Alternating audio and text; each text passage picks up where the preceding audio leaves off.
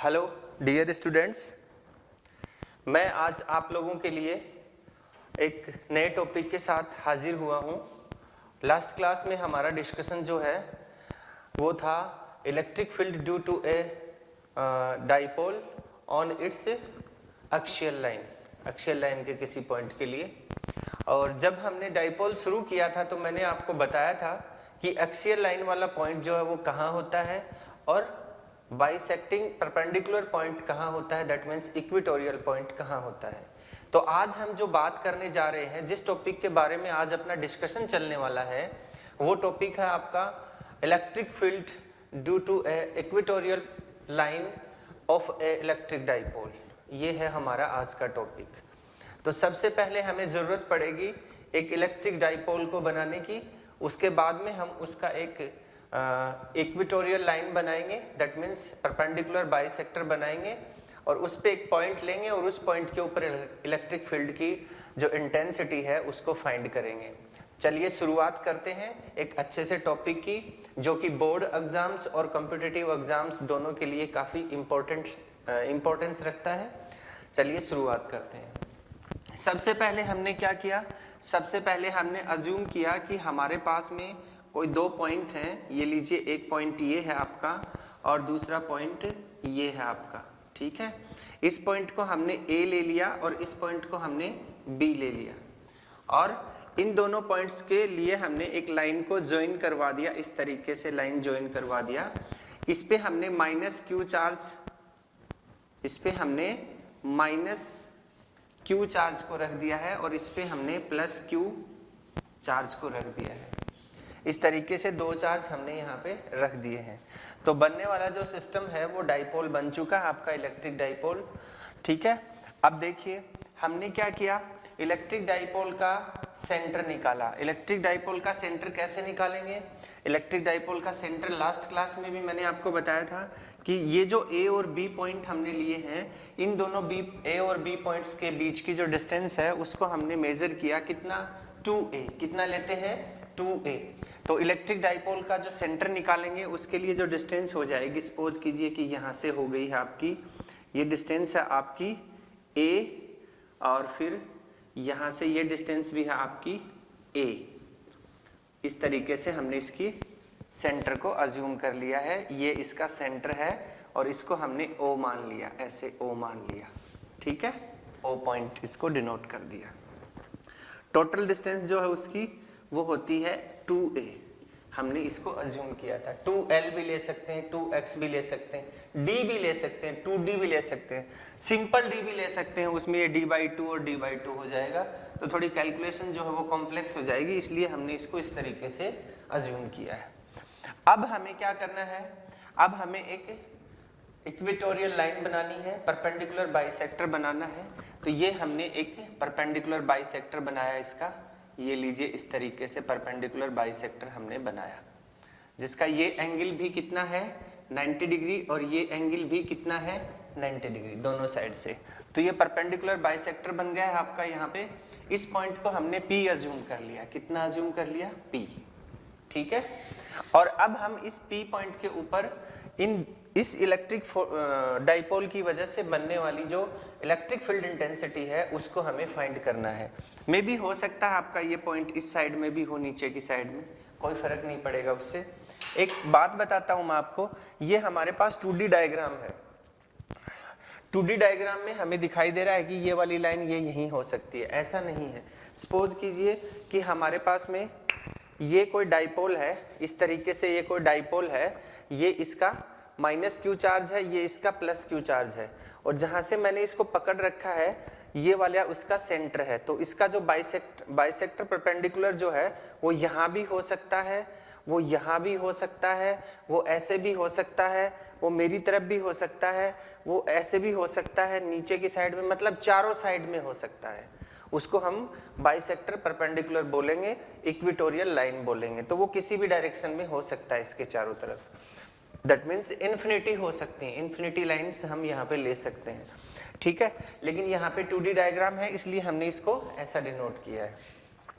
जब भी हम ये field electric field intensity find करते हैं तो उसके लिए हमें O से P के बीच की डिस्टेंस की जरूरत पड़ती है, क्योंकि जो इलेक्ट्रिक फील्ड इंटेंसिटी का फॉर्मूला होता है KQ/R², उसमें R जो डिस्टेंस है उसकी हमें रिक्वायरमेंट होती है और वो डिस्टेंस उस पॉइंट की होती है जहाँ पे हमें इलेक्ट्रिक फील्ड इंटेंसिटी फाइंड करनी होती है। और कहाँ से होती है? Centre of the electric dipole से होती है। तो हमने इस डिस्टेंस को डिनोट कर दिया स्मॉल r। क्या डिनोट कर दिया इस डिस्टेंस को? स्मॉल r डिस्टेंस के ऊपर ये पॉइंट हमने अज्यूम किया। ठीक है, इस तरीके से हमने ये बनाया। इस पॉइंट P के ऊपर आपको इलेक्ट्रिक फील्ड इंटेंसिटी फाइंड करनी है। अब देखिए इसके बाद थोड़ा और आगे चलते हैं।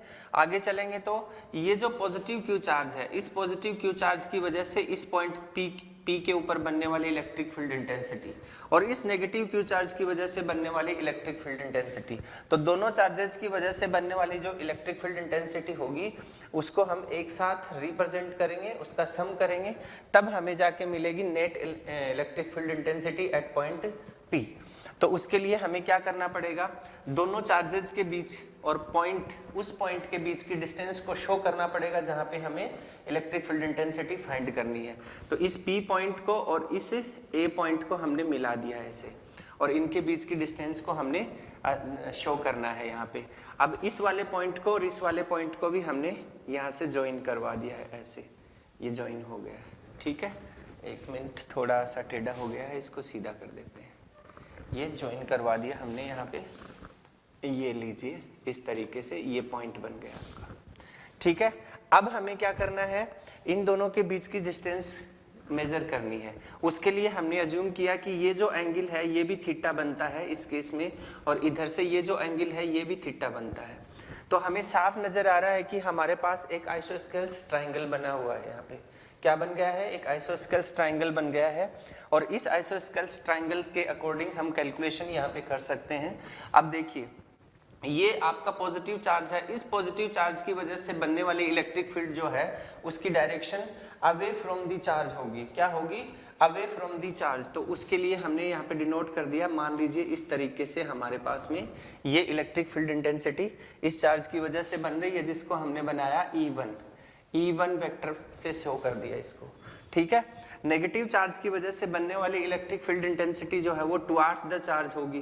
किस साइड में होगी? टुवार्ड्स द चार्ज, इस तरीके से टुवार्ड्स द चार्ज ऐसे होती है डायरेक्शन उसकी। इसको हमने E2 मान लिया, E2 vector.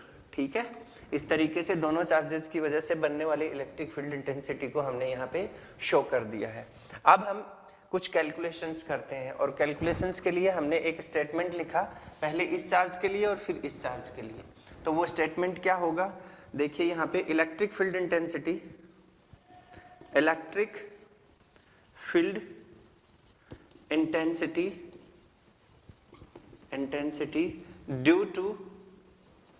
Due to positive q charge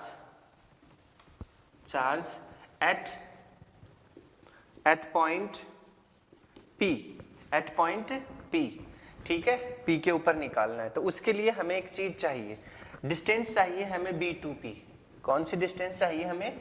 B2P की। तो उसके लिए हमने फॉर्मूला लिखा यहाँ पे, E1 इज इक्वल्स टू, इसके लिए E1 थी तो E1 is equals to, magnitude निकाल रहे हैं तो magnitude E1 is equals to आ जाएगा आपके पास में KQ/BP का स्क्वायर, और डायरेक्शन हो जाएगी अलोंग BP। BP के अलोंग में डायरेक्शन है, ये देखिए आप इस तरीके से। ठीक है, अब हमें BP चाहिए तो हमने एक राइट एंगल ट्राइंगल को अज्यूम किया यहाँ पे। ये देखिए एक राइट एंगल ट्राइंगल है, और इस राइट एंगल ट्राइंगल में हमारे पास में इसका बेस है और इसका परपेंडिकुलर भी है। तो हाइपोटेनियस हम फाइंड कर सकते हैं पाइथागोरस से। तो हाइपोटेनियस के लिए हमने देखिए यहाँ पे फॉर्मूला लगाया, यहाँ से देखिए आप इस जगह से, since BP square is equals to OP square plus OB square. तो क्या बन जाएगा आपके पास में? BP square is equals to OP कितना है, ओपी है आर, तो आर स्क्वायर प्लस ए स्क्वायर, ये बन गया आपका। और बीपी इज इक्वल्स टू क्या बन जाएगा, यहां देखिए आप, बीपी इज इक्वल्स टू, चलो यहां से कर देता हूं मैं, बीपी इज इक्वल्स टू बन जाएगा square root of R square plus A square, ये आपके पास में डिस्टेंस आ गई है। सिमिलरली प्रोसेस इस साइड में लगाएंगे हम लोग, सिमिलर प्रोसेस, तो उसी के अकॉर्डिंग हम लोग लिख सकते हैं यहाँ पे सिमिलरली, सिमिलरली आप क्या डिनोट कर सकते हैं, यहाँ पे हमें चाहिए एपी, तो आप डिनोट कर सकते हैं एपी का square is equals to also क्या बन जाएगा, R square plus A square, and AP is equals to square root of R square plus A square, और ये बन गया है आपका एपी। ठीक है, अब जो इक्वेशन आई है हमारे पास, इसको फर्स्ट नंबर बनाया हमने, और इसको सेकंड नंबर बनाया हमने, और इसको हमने थर्ड नंबर इक्वेशन बनाया।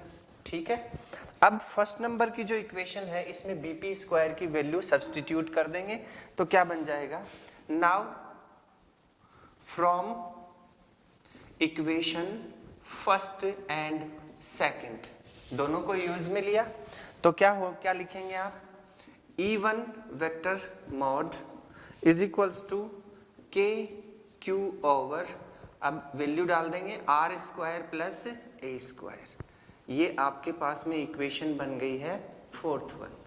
ठीक है, ये आपके पास में इक्वेशन बन गई है fourth one.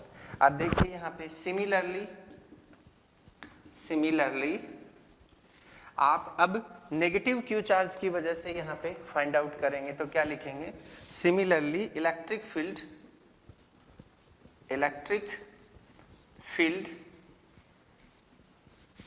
Due to negative q charge, due to negative q charge at point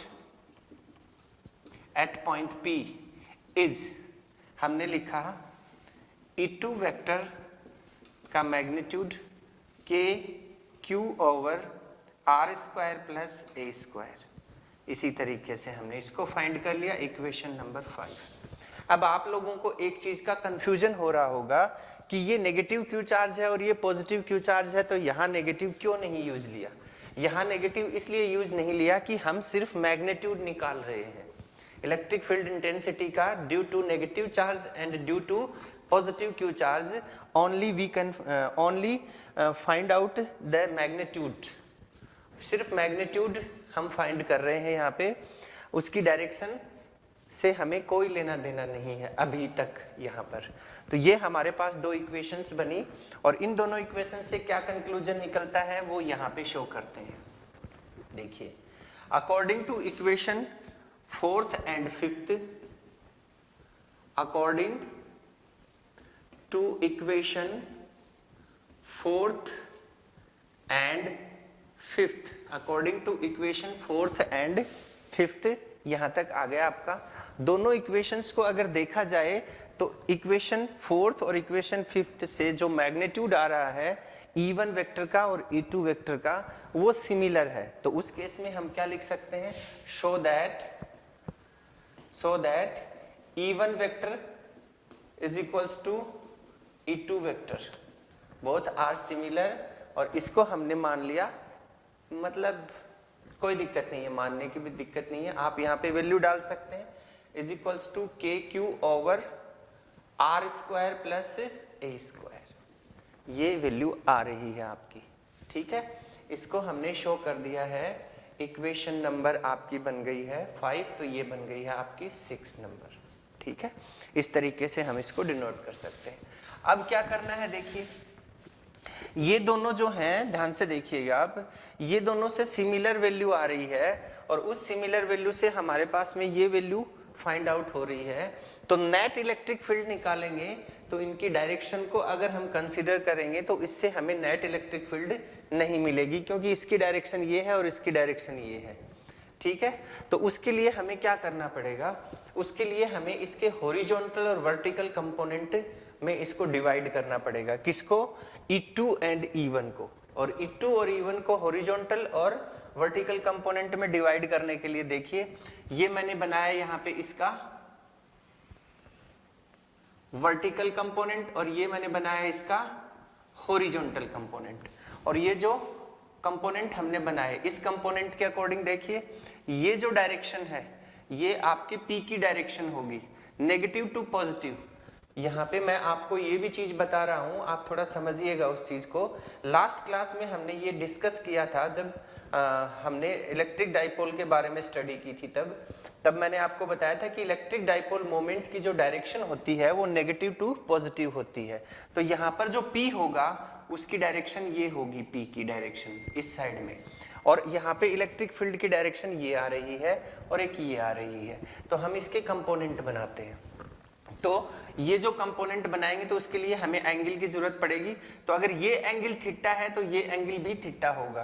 देखिए Z बन रहा है, शेप में Z बन रहा है, तो ये एंगल अगर थीटा है तो ये एंगल भी थीटा होता है। ये देखिए यहाँ पे इस तरीके से, तो हमने इसको थीटा डिनोट कर दिया। ओके, अब देखिए दूसरा एंगल और देखते हैं। अब यहाँ से देखिए आप, ये जो है लाइन, इस लाइन में ये एंगल अगर थीटा है तो ये एंगल भी थीटा होगा। देखिए हमने एक लाइन ड्रॉ की ऐसे, इस लाइन के लिए हमने एक लाइन ऐसे ड्रॉ की, ये एंगल थीटा माना, तो इसी के पैरेलल में अगर कोई दूसरी लाइन ड्रॉ करते हैं ऐसे तो ये एंगल भी थीटा होता है। ठीक है, तो उसी के रेस्पेक्ट में अगर ये थीटा है तो ये एंगल भी थीटा होगा। सेम सिचुएशन क्रिएट हो रही है ये वाली। ठीक है, तो उसी एंगल के बेस पे हमने यहाँ पे इक्वेशंस बनाई और इसको हमने लिखा। देखिए इसके कंपोनेंट को हमने डिनोट किया। क्या डिनोट किया, यहाँ से देखिए, इसको बनाया E1 sine theta vertical component, और एक वर्टिकल कंपोनेंट ये बन जाएगा आपका। ठीक है, इस साइड में ये E1 साइन थीटा किसकी वजह से बना, प्लस क्यू चार्ज की वजह से। तो माइनस क्यू चार्ज की वजह से टुवार्ड्स द डाइपोल डायरेक्शन होगी, तो उस केस में ये बन गया आपका E2 साइन थीटा, ये बन गया आपका E2 साइन थीटा। ठीक है, इस तरीके से डिनोट कर दिया। अब इस साइड में देखिए आप, इस साइड में बनेगा आपका E1 cos theta and E2 cos theta, ये बन गया आपका। तो रिजल्टेंट जो होगा, देखिए ये दोनों E1 और E2 दोनों सेम है, ये चीज यहाँ पे क्लियर हो चुकी है। ठीक है, अगर E1 और E2 दोनों सेम है तो साइन थीटा और साइन थीटा इनकी क्या बोलते हैं इसको, इसका जो ट्रिग्नोमेट्री का एंगल है वो भी दोनों का सेम आ रहा है। तो मैग्नीट्यूड और डायरेक्शन, मैग्नीट्यूड दोनों की सेम है और डायरेक्शन दोनों की ऑपोजिट है, तो वर्टिकल कंपोनेंट एक दूसरे को कैंसिल आउट कर देंगे, कैंसिल टू ईच अदर।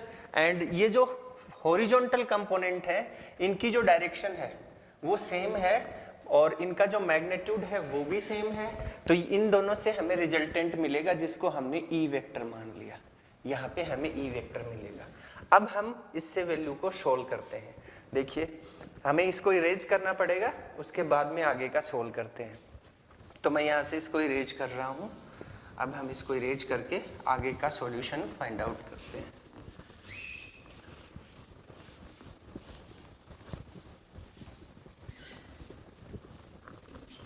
ये लीजिए यहाँ से, ठीक है। इसके लिए हम क्या करेंगे, net electric field at point P, net electric field at point P, तो उसके अंदर हम एक छोटा सा स्टेटमेंट लिख देंगे, vertical component of the electric field at point P is same in magnitude but opposite in direction, so there cancel to each other. ये तो हो गया इसके लिए, ये तो कैंसिल हो गए। अब ये बचा आपके पास, but horizontal component which is in same direction and same in magnitude, they are add each other, ठीक है। तो E नेट आपको यहां से मिलेगा। तो हम लोगों ने क्या किया, हमने शो किया यहाँ पे vector E is equals to, आपके पास में आ जाएगा E1 cos theta plus E2 cos theta, ये बन गया आपके पास, ठीक है।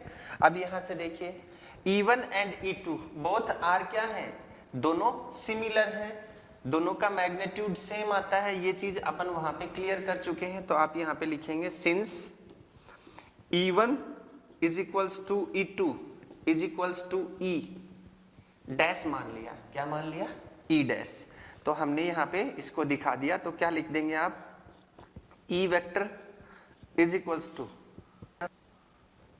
हाँ, E dash is equals to के Q upon are square plus A square. ये वैल्यू हमने यहाँ पे अज्यूम कर ली है, ठीक है। अब E vector is equals to यहाँ से क्या आ जाएगा? E डैश और E डैश, तो 2E डैश कॉस थीटा। ये इक्वेशन बनी आपके पास, ठीक है। इस इक्वेशन से हम E डैश की जो ये वैल्यू है ये यहाँ पे पुट कर देंगे तो हमारे पास में आंसर आएगा। देखिए कैसे। तो हमने लिखा यहाँ पे E vector is equals to, आप लिख सकते हैं यहाँ पे मैग्नीट्यूड लगा देंगे इसको ऐसे, ठीक है, मैग्नीट्यूड लगा देंगे। E vector is equals to यहाँ से आ जाएगा 2। अब E1 डैश की E डैश की वैल्यू क्या है? के क्यू अपॉन इंटू के Q upon are square plus A square dot cos theta. ये आया आपके पास। इस इक्वेशन में हमने वैल्यू को सब्स्टिट्यूट किया तो हमारे पास में ये इक्वेशन बनी। अब कॉस थीटा यहाँ से देखिए आप, अगर हम यहाँ पे इन दोनों में से, ये दोनों राइट एंगल ट्राइंगल बन रहे हैं। कौन कौन से राइट एंगल ट्राइंगल? देखिए ध्यान से, AOP and BOP both are right angle triangle. इन दोनों में से किसी भी ट्राइंगल को अगर हम कंसीडर करते हैं और कोस थीटा की वैल्यू निकालते हैं तो देखो, किसी भी ट्राइंगल को लिया हमने, now taking right angle triangle,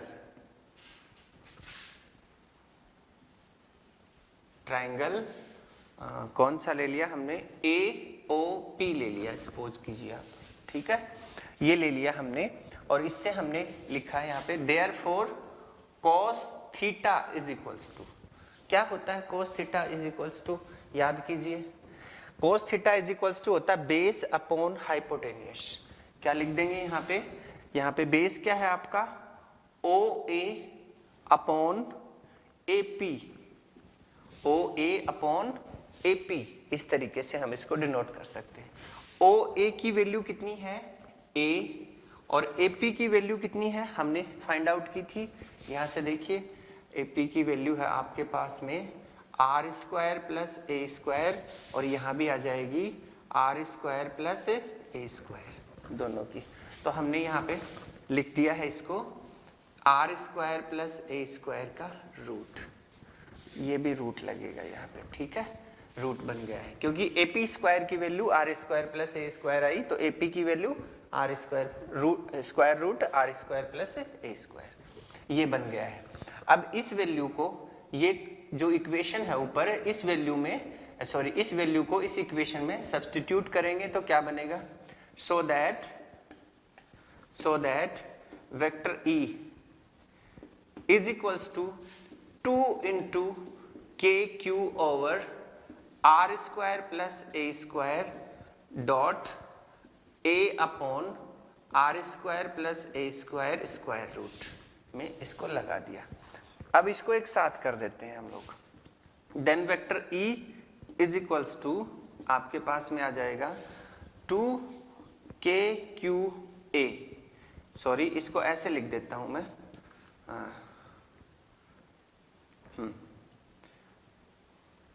Q dot 2A into के, यहां लिख दिया K upon.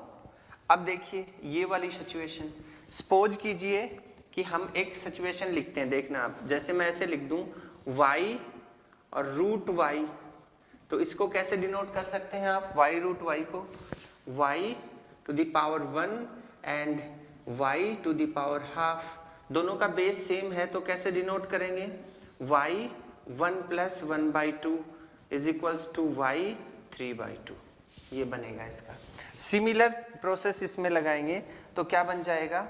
Are square plus A square power 3/2, ठीक है, ये बन गया है। अब यहां से देखिए इसके बाद यहां से देखिए, since P is equals to क्या होता है, ध्यान से देखिए आप, since P is equals to होता है Q डॉट 2a, ये होता है डाइपोल मोमेंट, और इसकी वैल्यू इसमें डालेंगे तो आपके पास में क्या आ जाएगा, देखिए यहां से vector A E is equals to, यहां से आ जाएगा, इसकी जगह P लिखा तो KP upon are square plus A square power 3/2, ये बन गया आपके पास, ये एक इक्वेशन बन गई है आपके पास। ठीक है, इस तरीके से हम इसको डिनोट कर सकते हैं। अब देखिए, अब इसमें कुछ और सिचुएशन, कुछ स्पेशल केस लगाते हैं। जैसे मैं बोलूं कि हमारा जो डाइपोल है वो शॉर्ट होता है। मैंने लास्ट क्लास में भी आपको बताया था कि डाइपोल जो है, ये आपका डाइपोल, इस ए और बी पॉइंट के बीच की जो डिस्टेंस है वो माइक्रो, नैनो या एंगस्ट्रॉम की रेंज की होती है। That means 10 to the power -6, 10 to the power -9, 10 to the power -10 की रेंज की होती है। जबकि ये जो डिस्टेंस होती है, कौन सी डिस्टेंस, इस पी पॉइंट वाली, ये हो सकती है mm में हो सकती है, सेंटीमीटर में हो सकती है। तो उसके बदले में, जैसे इसके बदले में ये वाली जो रेंज है ये काफी बड़ी है। तो अगर मैं आपको ये बोलूं कि 1 लाख है, सपोज कीजिए 1 लाख, 1 लाख में 0.1 का या 0.01 का अगर ऐड करें या सब्सट्रैक्ट करें तो कुछ फर्क पड़ने वाला नहीं है उसमें। वैसे प्रिंसिपली अगर देखें तो उसमें फर्क पड़ता है, लेकिन वैसे अगर देखें तो 0.01 और को 1 लाख में, यानी कि मतलब उसके अंदर सब्सट्रैक्ट या ऐड करेंगे तो उससे कोई फर्क नहीं पड़ने वाला है। तो फॉर ए शॉर्ट डाइपोल, यहाँ पे हम एक केस लगाते हैं, special case for a short dipole for a short dipole r so much greater than a, ये हो गया आपका। ठीक है, r so much greater than a, then r square is very so much greater than a square. So we can take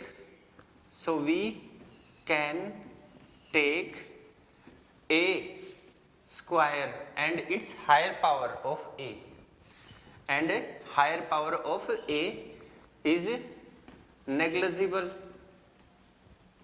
इसको negligible ले लिया आपने, क्या ले लिया, नेग्लिजिबल। तो उस केस में हम क्या करेंगे, इसको छोड़ देंगे, यहां से इसको टर्मिनेट कर देंगे। तो हमारे पास इक्वेशन क्या बनेगी, E इज इक्वल्स टू, ये मैग्नीट्यूड दिखा रहे हैं इसलिए डायरेक्ट लिख देता हूं, KP upon are square to the power 3/2, ये बन गया। इसको सोल्व करेंगे तो क्या हो जाएगा, KP upon are square into 3/2, 2 से 2 cancel, that means E is equals to KP upon R cube.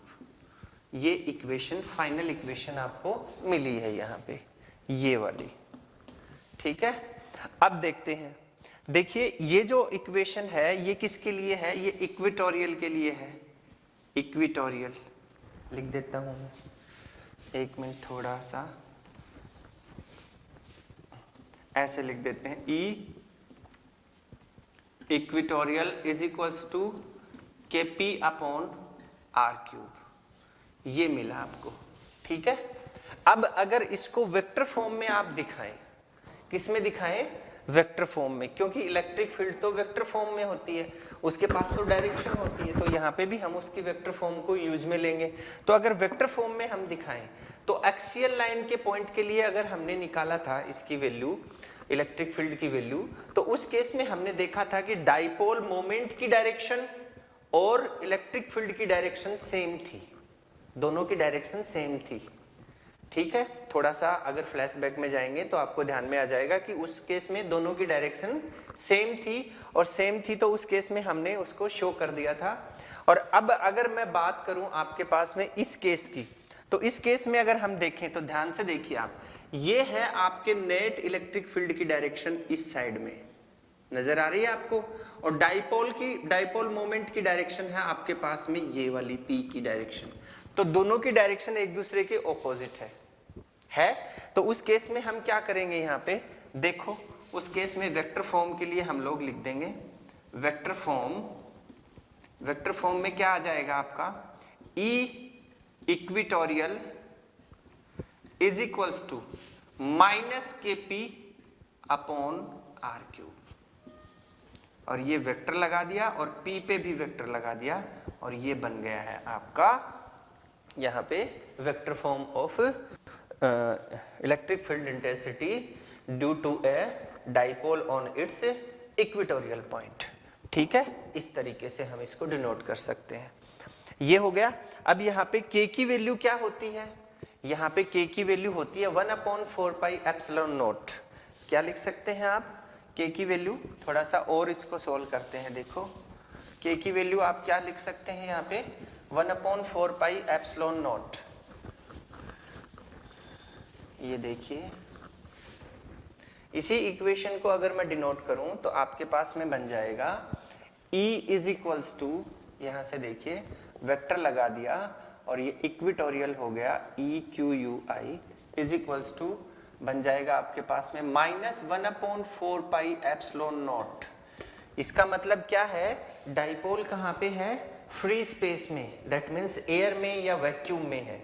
ठीक है, तो उस केस में हमने यहाँ पे ये एप्सिलॉन नॉट को यूज में लिया है और बनेगा आपका P वेक्टर अपॉन यहाँ से R क्यूब, ये बन गया आपका, ऐसे डिनोट कर देंगे। ठीक है, बट आप लोगों को एक चीज पता है, देखिए यहाँ पे बट E एक्सियल कितना होता है 2kp अपॉन वेक्टर लगा देते हैं अपॉन R क्यूब, ये होता है 2kp अपॉन R क्यूब।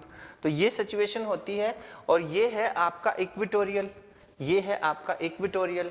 तो हम इसको डिनोट करें तो देखिए यहाँ से इन दोनों को अगर कंपेयर करें, इन दोनों को, तो हमें साफ नजर आ रहा है फॉर द सेम डिस्टेंस, यहाँ पे डिस्टेंस कितनी है R, इसमें भी हमने डिस्टेंस कितनी ली R, for the same distance के लिए, for the same distance R, for the same distance R के लिए हम क्या लिख सकते हैं, E axial is equals to, E axial is equals to, दोनों को देखिए उसको और इसको, ये जो वैल्यू है इससे डबल वैल्यू है, ये यहाँ से देखिए आप, ये वाली जो वैल्यू है इससे डबल वैल्यू है ये, यहाँ पे देखिए आप ये और ये। तो हम लोग इस 2 को तो as it is, E axial तो एज इट इज लिख दिया, अब 2 को भी एज इट इज लिख दिया। ठीक, और इसकी जगह क्या लिख सकते हैं, इतनी वैल्यू की जगह इसकी जगह लिख सकते हैं E इक्वेटोरियल, तो हमने लिख दिया यहाँ पे E इक्वेटोरियल, ये इनके बीच में रिलेशन आ गया। ठीक है, ये क्या आ गया है, इनके बीच में रिलेशन बन गया है। इस रिलेशन को आप दूसरे तरीके से भी दिखा सकते हैं, इस चीज को हम ऐसे भी लिख सकते हैं E equatorial is equals to E axial by 2, ऐसे भी इसको दिखा सकते हैं आप, ये बन गया आपका। ठीक है, अब देखिए यहाँ पे हमें एक चीज देखने को कॉमन मिल रही है, इस केस में भी, एक्सियल लाइन वाले केस में भी और आपके इक्वेटोरियल लाइन वाले केस में भी, दोनों में एक चीज कॉमन हमें देखने को मिल रही है, वो है यहाँ पे 1/R क्यूब। क्या है, 1/R क्यूब, ये वाली चीज इसमें भी है और इसमें भी है। तो उसके लिए अगर छोटा सा ग्राफ ड्रॉ किया जाए, क्या ड्रॉ किया जाए, एक छोटा सा ग्राफ अगर यहाँ पे ड्रॉ किया जाए, तो लास्ट वाले टॉपिक में भी हमने ड्रॉ किया था, तो वो कैसे होगा देखिए मैं बताता हूँ आपको। इसको इरेज कर लेते हैं, पहले हम थोड़ा लीजिए इरेज कर देते हैं यहाँ से, ये रहा आपका। ठीक है, अब अगर ग्राफ बनाया जाए, graph between E and R, दोनों के बीच में ग्राफ ड्रॉ किया, तो ग्राफ से हमें साफ नजर आ रहा है कि ये दोनों एक दूसरे के इनवर्सली प्रोपोर्शनल हैं। यहाँ से देखिए इनवर्सली है दोनों के, मतलब R distance from the centre of point P। ठीक है, पॉइंट P की डिस्टेंस कहाँ से, centre of the dipole, centre of the electric dipole से जितनी ज्यादा बड़ी होती जाएगी, जितनी ज्यादा इंक्रीज होती जाएगी, वहां पर इलेक्ट्रिक फील्ड इंटेंसिटी उतनी ही डिक्रीज होती जाएगी। इसका मतलब क्या हुआ, इसका मतलब ये हुआ कि अगर हमारे पास में कोई डाइपोल है, जैसे ये डाइपोल है आपके पास, ये इसका सेंटर है, इस सेंटर के ऊपर अगर हम इलेक्ट्रिक फील्ड निकालें तो उस केस में क्या वो इलेक्ट्रिक फील्ड मैक्सिमम होगी या फिर और कोई इफेक्ट इसके ऊपर पड़ेगा, इसके बारे में हम बात करेंगे नेक्स्ट टॉपिक में। क्या बात करेंगे, नेक्स्ट टॉपिक में। क्यों, क्योंकि ये ग्राफ जो है ये तो हमें यही चीज बता रहा है कि जैसे जैसे हम लोग R की वैल्यू इंक्रीज कर रहे हैं वैसे वैसे E की वैल्यू डिक्रीज हो रही है, ये बता रहा है। तो R की वैल्यू को अगर हम लोग 0 कर दें तो उस केस में क्या E की वैल्यू हमारे पास में मैक्सिमम आएगी, और R की वैल्यू को 0 करने का मतलब है उसके सेंटर के ऊपर ही पॉइंट P को अज्यूम करना, ठीक है। तो क्या इस केस में हमारे पास मैक्सिमम वैल्यू आएगी, इसके बारे में हम बात करेंगे नेक्स्ट जो लेक्चर होगा उसके अंदर। और उसमें हम ये भी बात करेंगे कि देखो आपने अभी तक क्या क्या सोल्व किया है, आपने अभी तक सोल्व किया है, देखो आपने अभी तक क्या क्या सीखा है। आपने सीखा है, यहाँ पे आपने सीखा है ये कोई डाइपोल है आपके पास इस तरीके से, और इस डाइपोल के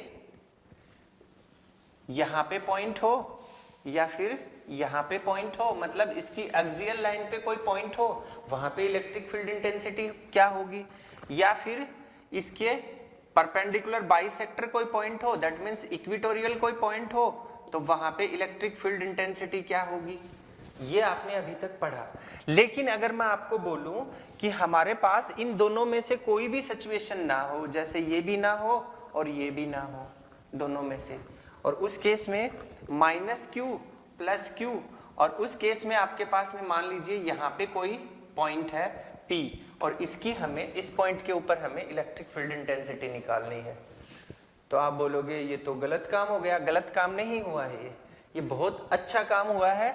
हम लोग यहाँ पे भी इलेक्ट्रिक फील्ड इंटेंसिटी निकाल सकते हैं, और कैसे निकालेंगे, ये वाली चीज हम लोग यहाँ पे भी निकाल सकते हैं, हम लोग यहाँ पे भी निकाल सकते हैं, हम लोग यहाँ पे भी निकाल सकते हैं, यहाँ भी निकाल सकते हैं, यहाँ भी निकाल सकते हैं, इस पॉइंट पे भी निकाल सकते हैं, कहीं पर भी निकाल सकते हैं, ठीक है। उसके लिए हमें दो पोलर की जरूरत पड़ेगी, एक तो ये डिस्टेंस, ठीक है, जैसे ये x है, और एक ये बनने वाला एंगल थीटा, ठीक है। कौन से दो पोलर की जरूरत पड़ेगी आपको, x एंड थीटा की जरूरत पड़ेगी, ठीक है।